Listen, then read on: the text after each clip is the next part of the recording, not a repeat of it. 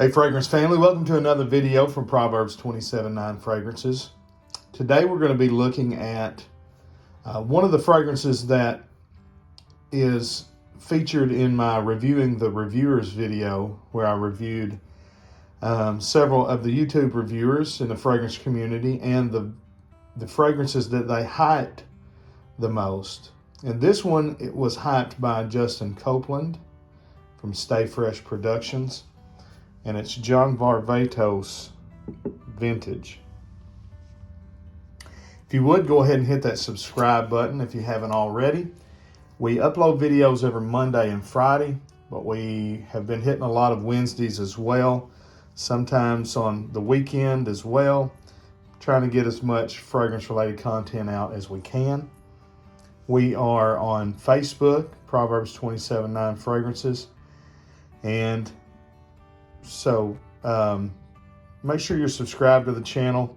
Share our videos on social media. We don't have a real good big presence on Facebook or Instagram yet, so if y'all will help share those, that'll get the videos in front of more folks.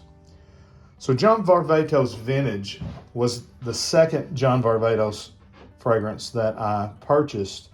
First one that I got was Artisan Blue, which I loved from day one. And I bought Vintage on a blind buy based on Justin's recommendation. And when I got it, it was not love at first smell. And the reason is because of the initial blast, the opening of it. I'm not a huge fan of. And the reason why is because it uses, instead of citruses, which I think would have probably made this have a little bit better opening, and would have made it a little more in line with everything else. Instead of using citruses, they use a couple of vegetables, rhubarb and quince. And both of those vegetables smell, number one, vegetal. Okay, so it has this, instead of citrusy, fruity, you're smelling, more of a vegetal smell. And they're both kind of sweet and sour. And the sour note is kind of what I get when I smell it. And so let me get a reintroduction to that opening here. And it's not bad, don't get me wrong. It just wasn't, it didn't blow me away like I thought it would based on Justin's, many times over in several videos raving about this one. It was a different direction. Honestly, it was a bold move.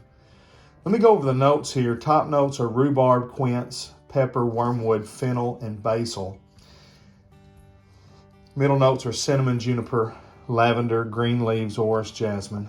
Base notes are tobacco, suede, balsam fir, tonka, oak moss, woody notes, and patchouli. And so on that initial blast, it is a little vegetal, it's a little herbal, and it's a little spicy. And so you get that rhubarb and quince combo of this kind of little bit of a sour vegetal note. And then that fennel and basil brings it some herbaceous qualities to it. The lavender is nice. I don't pick up much cinnamon.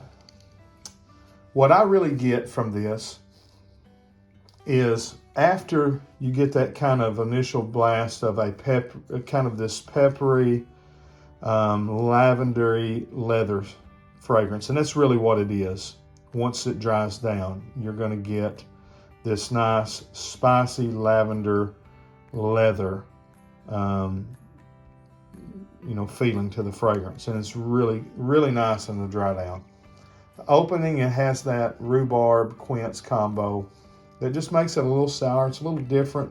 A lot of people love the opening to this fragrance, and it is being so different than everything else that attracts them to it.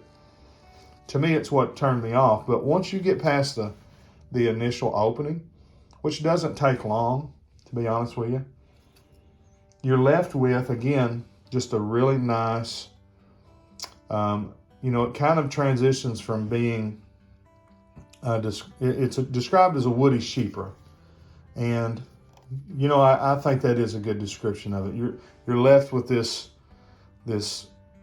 almost a woody fougere, with some leather accords.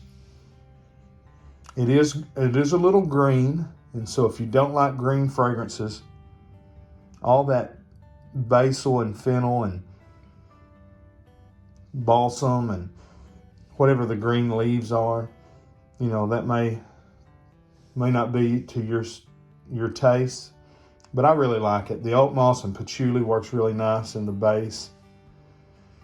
The tonka, it's not overly sweet, and that's something else that I like about this.